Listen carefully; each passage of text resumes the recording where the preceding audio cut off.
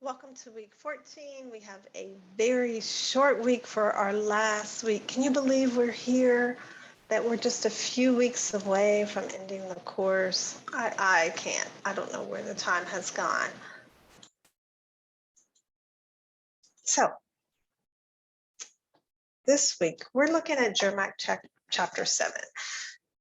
Take a look through the chapter and recognize more information about policy concerns for social work managers. Again, I just touched on very short principles in these PowerPoints. Read the chapter to become more familiar with the information. So this week we talked about the law of expansion and identifying how to strengthen commitment.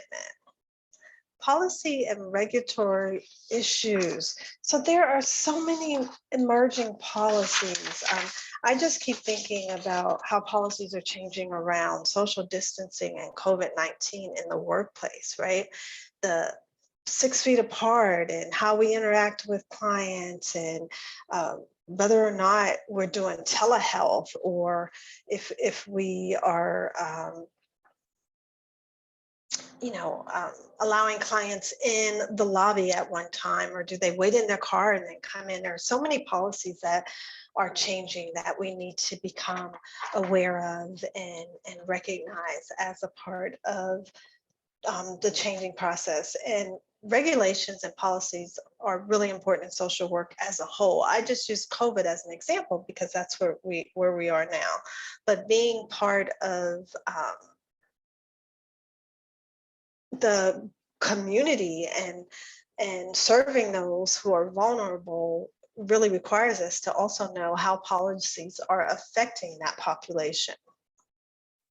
So what are some ethical concerns in social work? There are many concerns that come up. We want to be aware of what ethics are and how they impact our work as clinicians. One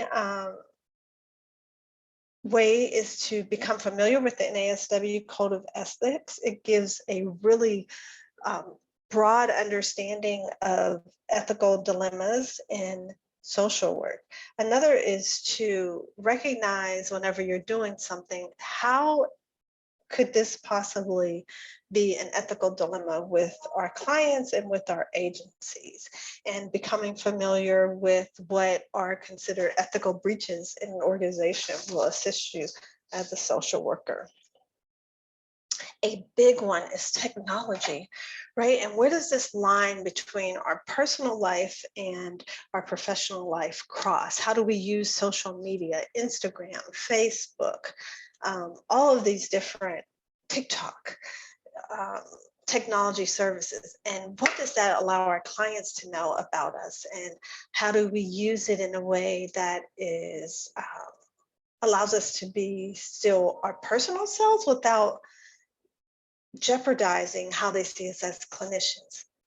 Social work has, the NASW has a whole manual on technology that's really quite interesting that you may be interested in learning about. I didn't have Facebook for years. I got Facebook in 2020 when I went to Rwanda as a way to sort of chronicle or write about my experience there with my students. And I've kept it ever since, but I always was hesitant about it because I really didn't know, like, how much do you put about yourself or let people know about what's going on with you? So I suggest you just find what's comfortable for you and also what's comfortable for your agency. They may have specific technology policies and requirements.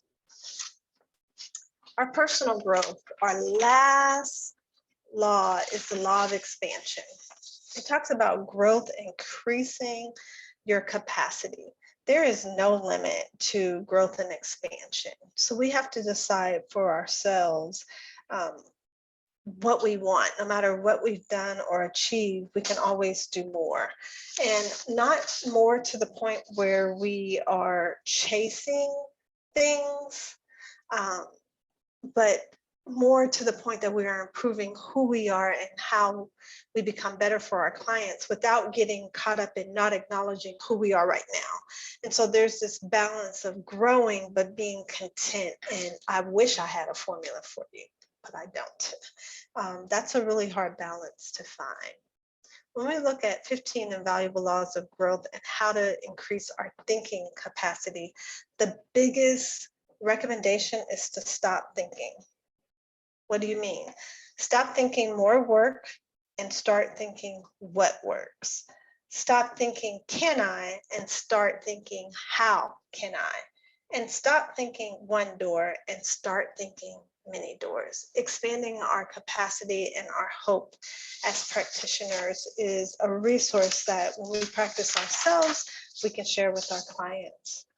Our motivational interviewing for this week, the concept is about strengthening commitment, taking people to mobilization, talk, and the commitment speech. Right? So I'm willing, I'm ready, I'm prepared to. I'll consider, I might, I probably will. Going to, I plan to, I intend to, I will, I promise, I guarantee. So how do you take them from the thought of that to that commitment, right? How to get from a thought to an action. That's when we know motivational interviewing has worked, when we have reached the peak of where we were planning to go, is when we have mobilized that change talk from just talk to actions. I have a brother-in-law who says actions speak louder than words, and there are only 24 hours in a day. And I used to think, what does that have to do with it? But he would say, well, actions speak louder than words, and you only have 24 hours to put your actions into place. What are you doing with your day? What are you doing to change? You talk about it, but the day goes by and nothing's done. And so I thought that was really harsh, but actions speak louder than words. They're 24 hours in a day. To talk about what you will or what you're preparing to do or might do is not consistent with the commitment speech of what you are going to do, what you will do, and what you promise to do. But the most important thing is that when you're able to see those things done, and the commitment speech moves to the action speech of I did do this. And that's what we want to do with our supervisees and with our clients. So you did complete business skills, social work, 14 weeks already. Yay, you. Our next step is to finish up our last 2 assignments and finish strong with the rest of the week. I want to thank you for allowing me to journey with you during your business skills. And I hope that the information that is provided you'll use as a supervisor to be daring and transformational. Until next time.